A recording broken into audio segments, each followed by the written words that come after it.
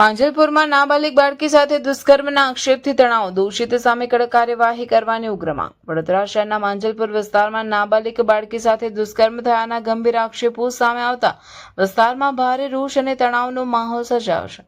પ્રાથમિક માહિતી મુજબ એક યુવક સામે આઘાતજનક આરોપો મુકાતા સ્થાનિકોમાં આક્રોશ ફાટી નીકળ્યો છે.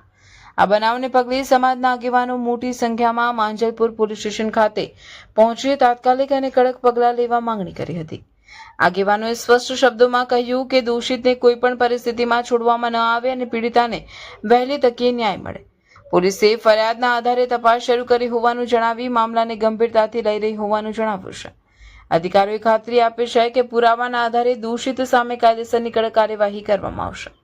તણાવભર્યા માહોલ વચ્ચે પોલીસે અફવાઓથી દૂર રહેવા અને કાયદો સુવ્યવસ્થા જાળવવા નાગરિકોને અપીલ કરી છે. ગઈકાલે માંજલપુર પોલીસ સ્ટેશનમાં રાત્રે એક ફરિયાદ નોંધવામાં આવેલી છે, જેમાં ફરિયાદીએ એમની બેન સાથે દુષ્કર્મ બાબતની ફરિયાદ આપેલી છે. ફરિયાદી આરોપી બંને આજુબાજુમાં રહે છે.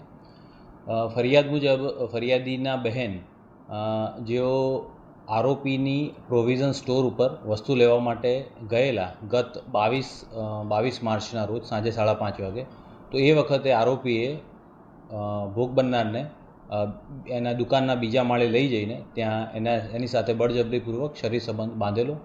ફરિયાદી અને ભોગ બનનાર છે અને આરોપી એ બધા આજુબાજુમાં જ રહે છે અને ભોગ બનનાર માઇનોર છે અને જે આરોપી છે એ પણ માઇનોર છે. બંને 18 વર્ષથી નાની ઉંમરના છે.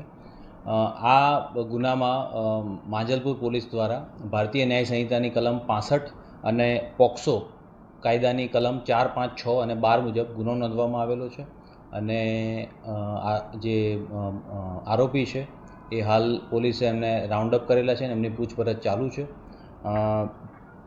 બંને ભોગ બનનાર અને આરોપી છે બંને માંજલપુર વિસ્તારમાં જ રહે છે અને હાલ તપાસ ચાલુ છે.